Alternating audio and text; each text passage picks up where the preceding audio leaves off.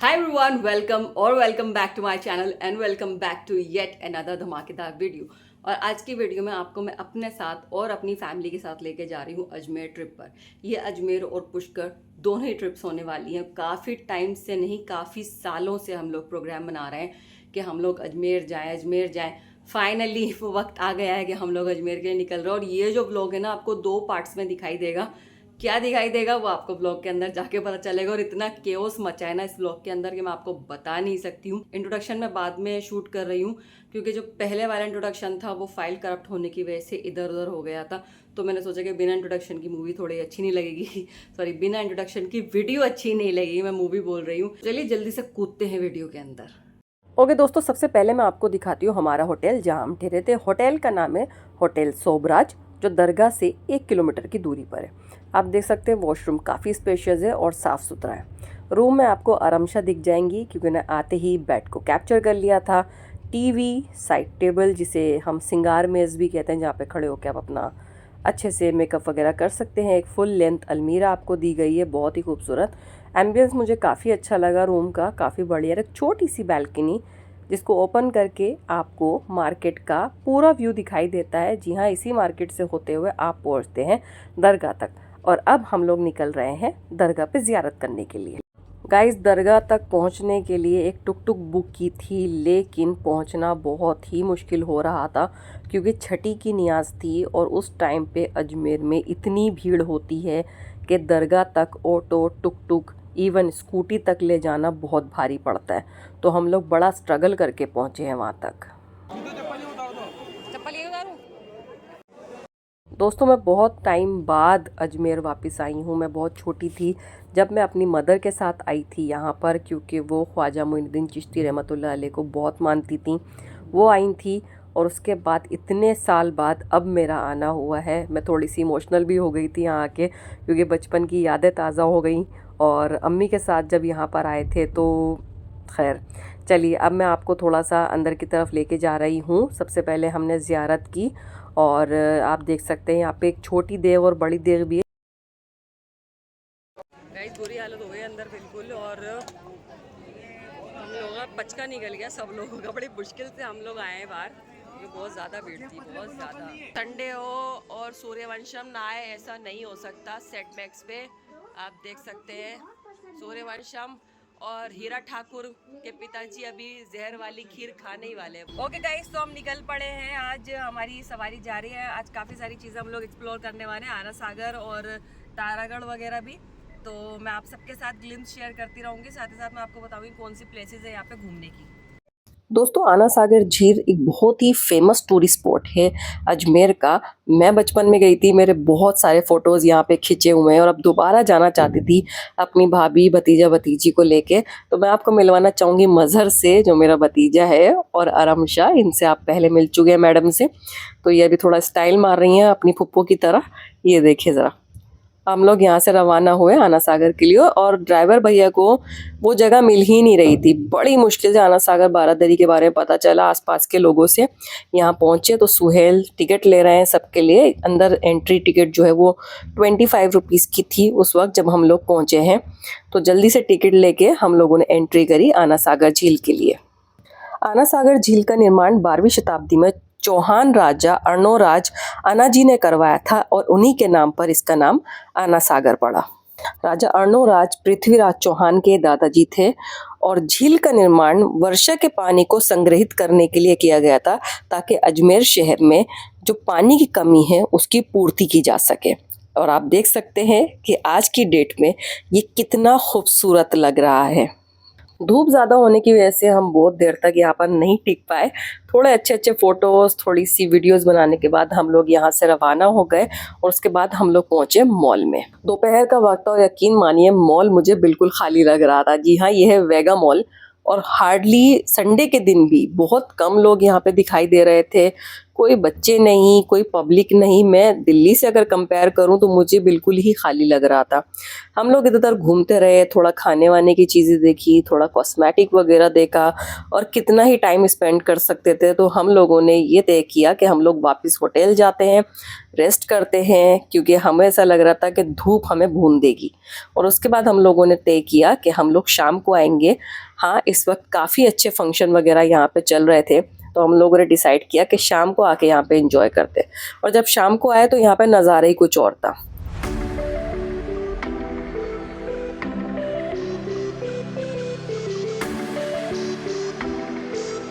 दोस्तों, अजमेर में जो अमरूद तो ठीक है, बट जो केले हैं वो किलो के हिसाब से मिल रहा है। अगले दिन शाम को हम लोग निकल गए तारागढ़ जाने के लिए। जी हाँ, अगर आप जा चुके हैं तो आपको मालूम होगा, यहाँ पर मीरा साहब की दरगाह है, और कहा जाता है कि इस दरगाह पर पहुंचकर जो भी मन्नत या जो भी दुआ आप दिल से मांगते हैं वो ज़रूर पूरी होती है। मैं अपनी ज़िंदगी में यहाँ पर पहली बार आई हूँ, लेकिन लोगों से सुना है कि किस तरह से उनकी दुआएं कबूल हुई हैं, तो मैं भी यहाँ पर पहुँच गई। अगले दिन सुबह हम लोग रवाना हुए अढ़ाई दिन का झोपड़ा जाने के लिए। अढ़ाई दिन का झोपड़ा एक मस्जिद है जिसके बारे में कहा जाता है कि इसे मोहम्मद गोरी के आदेश पर बनाया गया था, और 2.5 दिन के भीतर भीतर इसको पूरा किया गया था।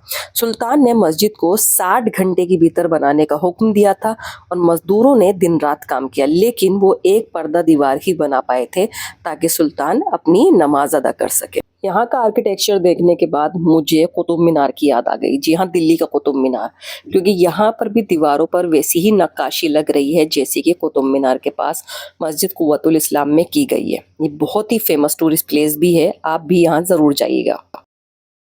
अजमेर आए और पुष्कर नहीं गए भाई, ये तो बहुत गलत बात है। तो हम लोगों ने पुष्कर जाने का भी प्रोग्राम बनाया था। जी हाँ, पुष्कर में अगर आप जानते हैं तो ब्रह्मा जी का सिर्फ एक ही मंदिर है पूरे हिंदुस्तान में जो पुष्कर में बनाया गया है। तो वहाँ का सरोवर देखे बिना भाई मैं घर नहीं जाने वाली थी। तो एक भैया हमें रास्ते में दिखे जिनसे हम पूछ रहे थे कि हमें वहाँ कैसे पूछना है। उन्होंने हमें गाइड किया और हमारे साथ चल पड़े। उनको गाइड करने के थोड़े बहुत चार्जेस होते हैं जो हमने उनको पे कर दिए, और इस तरीके से हम लोग पहुँच गए तरनी घाट। यहाँ पे काफ़ी अच्छी मार्केट भी लगी हुई थी। मैंने भी कुछ सामान वहाँ से परचेस करने की कोशिश की। सबसे पहले आपको पार्किंग में जाना होता है। अगर आप अपने व्हीकल से आए हैं तो वहाँ पे अपनी गाड़ी खड़ी कर दीजिए। उसके बाद आपको अंदर मंदिर में सरोवर के पास जाने के लिए बताया जाता है कि आपको कैसे जाना है। तो जो भी डूज एंड डोंट्स हैं आपके जो गाइड हैं वो आपको समझा देंगे ताकि आप कोई गलती ना करें वहाँ जाके।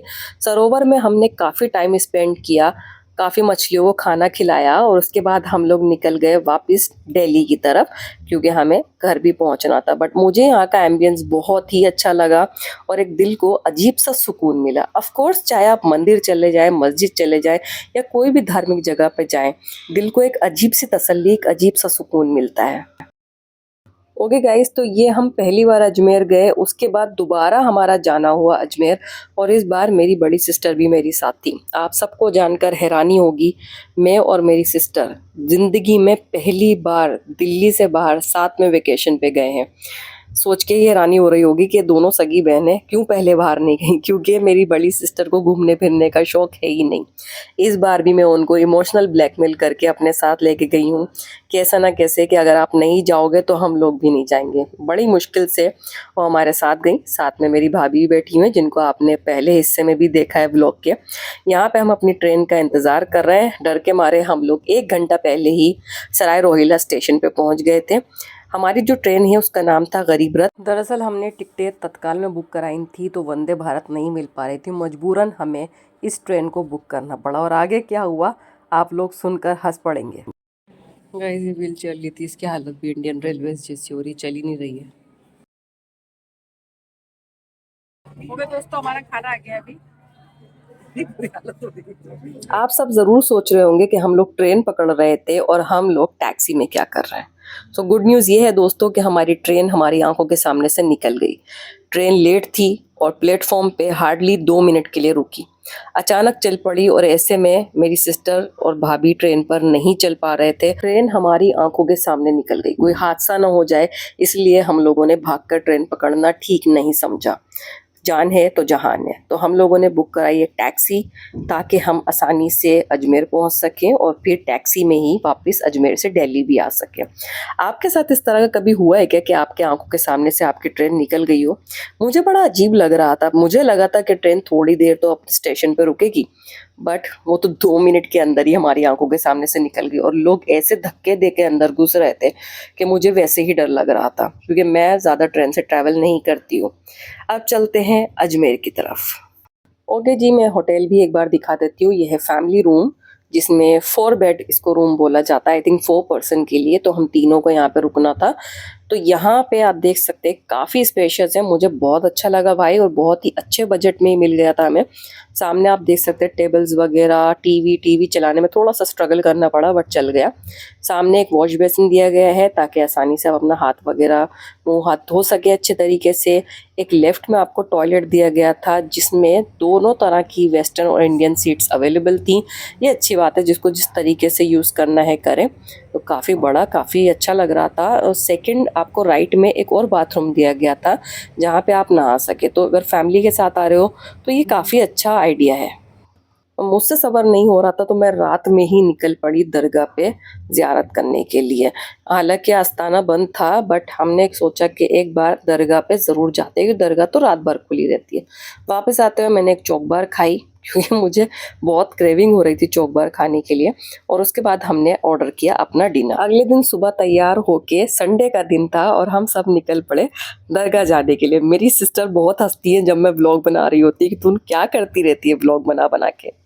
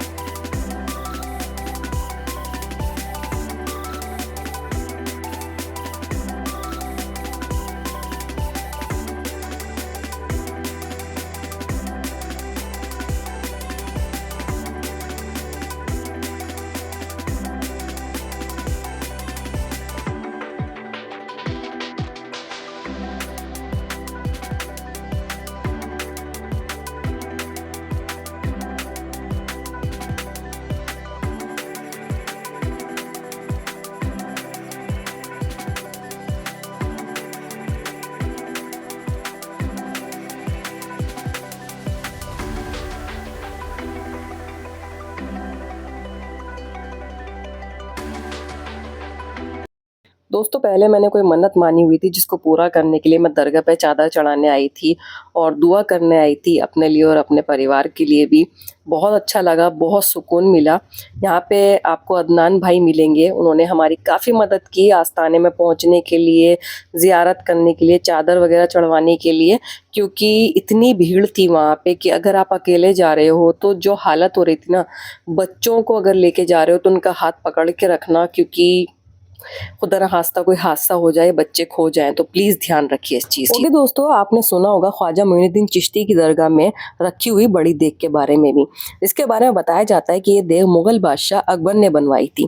अकबर ने चित्तौड़गढ़ विजय के बाद पैदल अजमेर आकर दरगाह में हाजिरी दी थी और फिर इस देग को बनवाया था।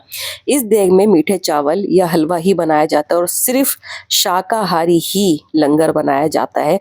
किसी भी तरह का नॉनवेज इसमें नहीं पकाया जाता। और आप देख सकते हैं कि किस हद तक लोग इसमें दान करते हैं। आम दिनों में सिर्फ छोटी देग में ही लंगर पकाया जाता है, लेकिन उर्स के दौरान बड़ी देग में खास तौर पर लंगर पकाया जाता है। इस देग में लंगर बनाने के लिए अलग अलग धर्मों के श्रद्धालु भी चढ़ावा देते हैं।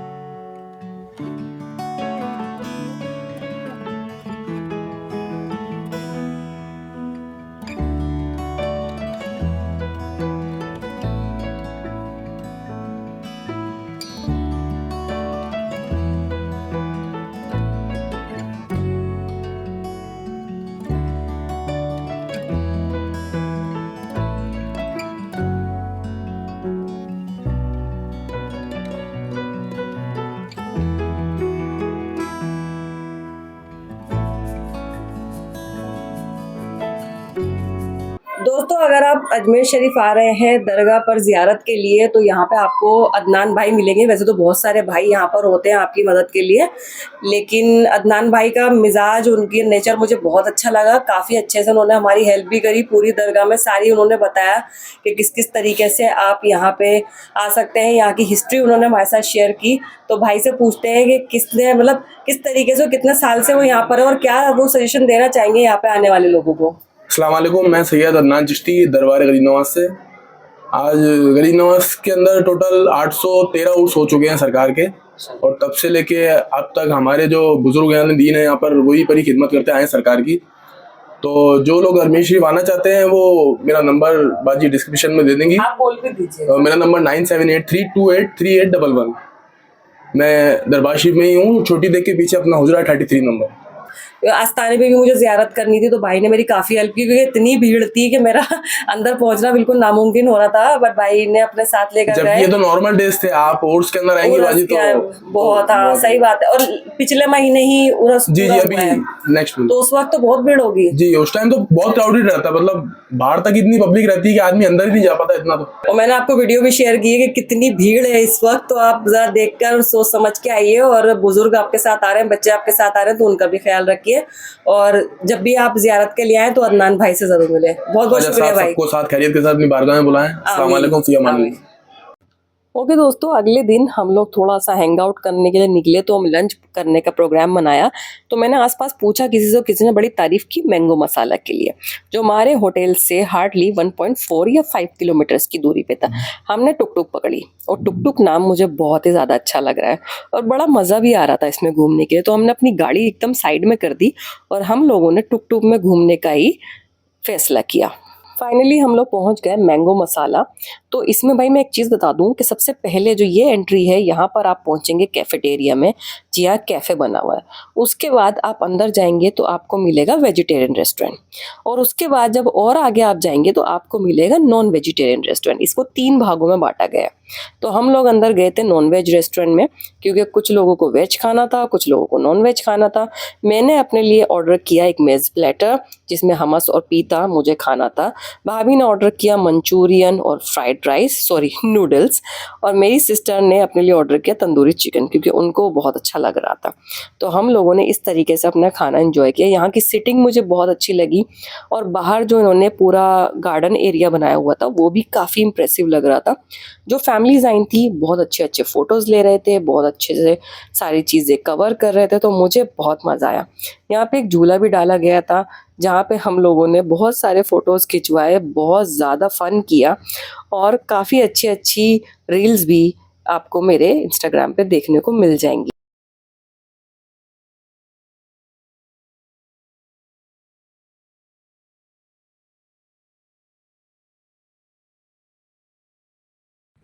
गाइस एक्सपीरियंस बहुत अच्छा रहा मैंगो मसाला में, और बहुत प्यारा एम्बियंस था। आपको बहुत प्यारी प्यारी फोटोज मेरे इंस्टाग्राम पे दिखने वाली है बहुत जल्द।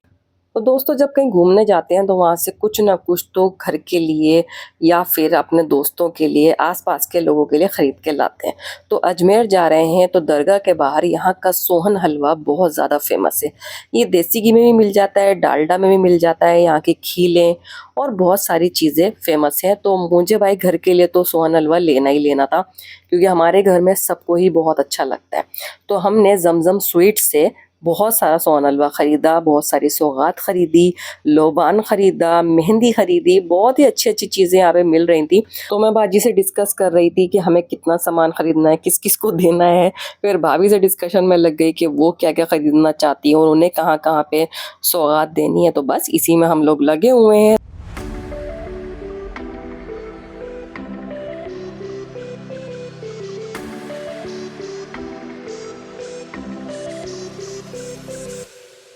शॉपिंग से फ्री हो गए थे, हमने थोड़ा सा आराम किया होटल में जाके, और फिर रात में हम लोग पहुंच गए मित्तल मॉल। हमने प्रोग्राम बनाया कि हम लोग यहीं पर ही डिनर करेंगे, बट मेरी सिस्टर को होटल का खाना बहुत ज़्यादा पसंद आया और मेरी सिस्टर कहने लगी कि मैं तो डिनर वहाँ जाके ही करूँगी। ठीक है, यहाँ पे हम थोड़ी देर घूमे, मुझे अपने लिए कुछ कपड़े लेने थे तो मैंने यहीं से ख़रीदे और फिर हम लोग पहुँच गए फूड कोर्ट। वहाँ पे हमने थोड़ी बहुत आइसक्रीम खाई, थोड़ी बहुत यहाँ से हमने रिफ़्रेशमेंट लिया और काफ़ी सारे फ़ोटोज़ भी खिंचाए जो कि हमारा मेन पर्पस था यहाँ पे खिंचवाने का। और बस फिर हम लोग रवाना हो गए वापस होटल जाने के लिए। होटल में बाजी को हम लोगों ने ड्रॉप किया। हमने उनको बोला थोड़ा सा आप आराम करो, मुझे शॉपिंग करनी थी, मुझे यहाँ से कुछ अपने बांधनी सूट वगैरह लेने थे और बहुत ही अच्छी शॉप मिल गई जहाँ पे मेरी पसंद के बहुत सारे सूट दुपट्टे मिल रहे थे। और भैया अजमेर आके अगर आपने सूट की शॉपिंग नहीं करी तो मुझे लगता है आपका सारा टाइम वेस्ट हो जाएगा। तो दरगाह से थोड़ी दूरी पर आपको मिल जाएगी छाबड़ा शॉप।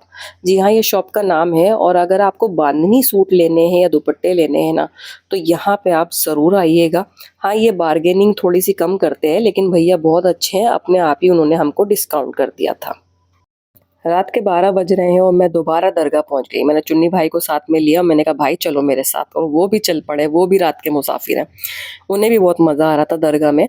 और क्योंकि शाबान का महीना चल रहा था तो यहाँ पे बयान हो रहा था, बहुत अच्छा लग रहा था। और फिर हम यहाँ पे थोड़ी देर रुकने के बाद वापस से दरगाह की तरफ जो अंदर का पार्ट है वहाँ पे चली गई मैं हौज के पास। और वहाँ पे पता नहीं क्यों मुझे एक अजीब सा सुकून मिल रहा था, ऐसा लग रहा था जैसे अकेले बैठने में भी बहुत ही अच्छा लग रहा है। अगले दिन हमें रवाना होना था दिल्ली के लिए। मैं थोड़ा सा इमोशनल भी फील कर रही थी और देख रही थी कि न जाने अब कब बुलावा आएगा और कब मैं वापस अजमेर आ पाऊँगी। कोशिश करूँगी बहुत जल्दी आऊँ क्योंकि जो भी दुआएं आप यहाँ पर मांगते हैं वो ज़रूर कबूल होती हैं। अल्लाह पाक उसको ज़रूर कबूल फरमाते हैं।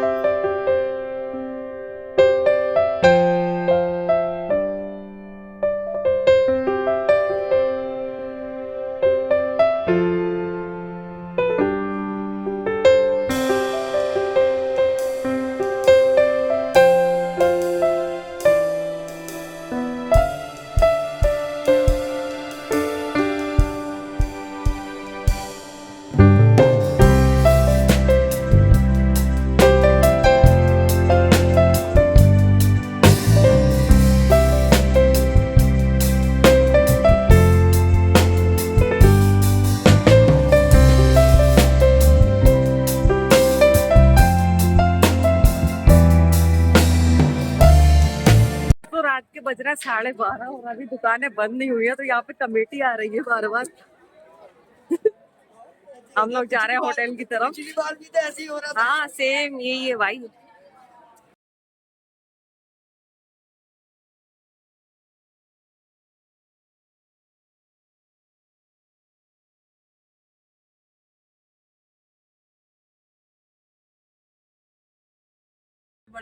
दोस्तों हम लोग ठग गए दोस्तों हम लोग ये थक गए। हमारी टांगे टूट गई है तो हमने एक ब्रेक लिया चाय के लिए। पियोगे तुम चाय? तुम पियोगे चाय? तो मुझे कॉफी दिला दो। तो कोई रेडी पे कॉफी मिलेगी, देख रही हूँ मिल नहीं रही रेडी पे कॉफी। नहीं तो बड़ी बुरी बात है।